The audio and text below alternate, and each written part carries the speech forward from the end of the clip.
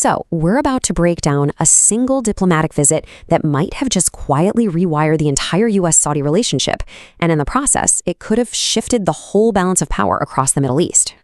I mean, just think about that for a second. One single trip to Washington, D.C., with the power to reshape politics in the region and have a huge impact on the American economy for years to come. It sounds like something out of a political thriller, right? But the details of this visit, they suggest it's very, very real.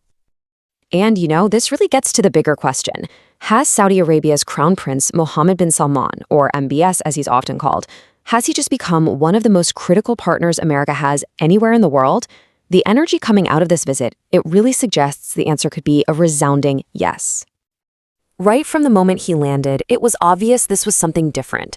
I mean, he wasn't just met at some side entrance. Nope. He arrived at the south lawn of the White House. That's a reception usually saved for presidents and kings. The message couldn't have been clearer. Washington was treating this like a full-blown superpower summit.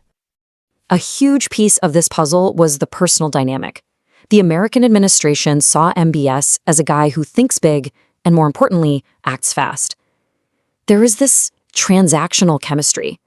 It was like if the U.S. asked for $1 billion in investment, the prince would come back and say, "How about two?" That go big or go home mindset really set the tone for everything that happened next. So that brings us to the first pillar of this massive deal, the money. And this went way beyond a simple handshake. We're talking about laying a totally new financial foundation for key parts of the U.S. economy, all fueled by Saudi capital. Look, for the United States to keep its edge in tech, defense, and energy, it needs huge, long-term investments. Well, Saudi Arabia came to Washington with an absolutely historic offer to provide exactly that, and on a scale that's just staggering.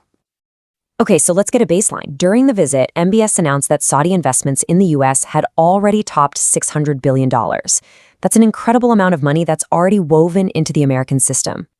But that was just the appetizer. The new target they set during this visit was $1 trillion, a number so massive it could literally reshape entire American industries.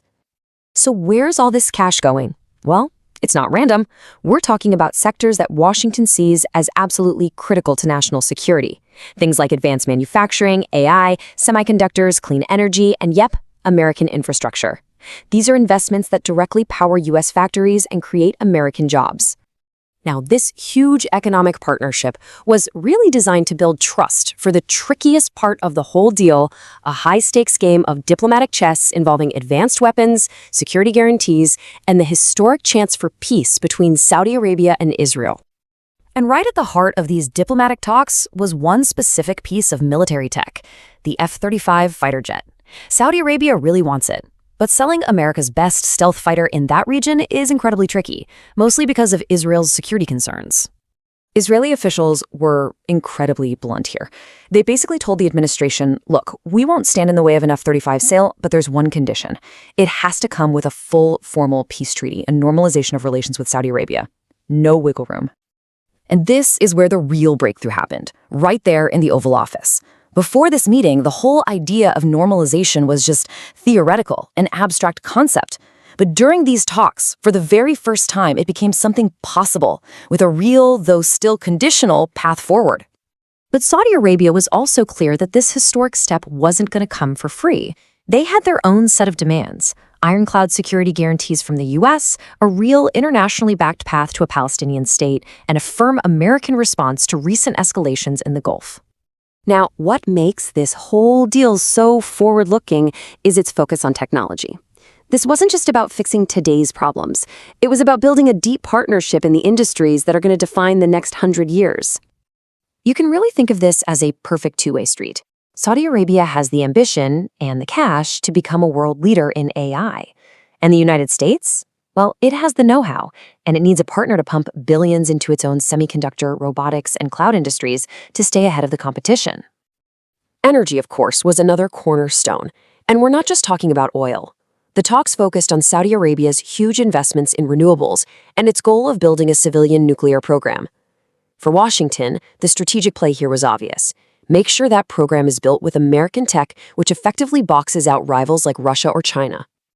So, after all the talks were done and the dust settled, what was the final score?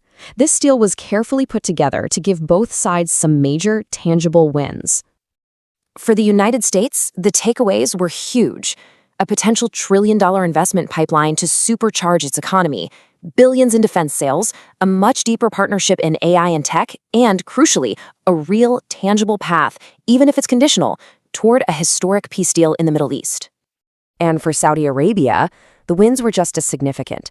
They walked away with stronger U.S. security guarantees, major access to American tech, real progress on a nuclear framework, and they cemented their spot as a central, can't-be-ignored partner for Washington in the region. So in the end, this meeting was never just about photo ops or friendly handshakes. It was a fundamental recalibration of power. It was about merging defense, technology, energy, and diplomacy into one single, massive strategic deal that could end up shaping global politics for decades to come.